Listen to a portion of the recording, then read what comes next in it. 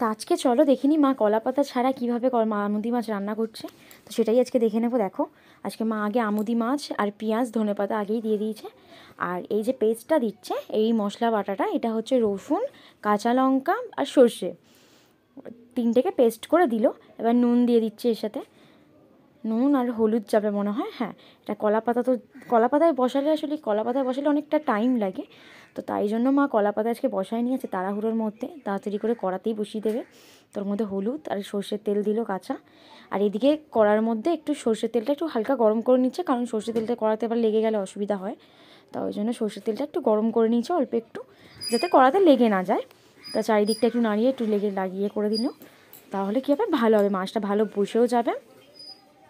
কলাপাতায় আজকে অনেক দেরি হবে, অনেকটা টাইম লাগে। কলাপাতায় করলে তোমরা কলাপাতা করতেই পারো, কলাপাতাই করে অ্যাকচুয়ালি এটা, কলাপাতায় করলে তো বেশি টেস্ট লাগে, খেতেও খুব ভালো লাগে।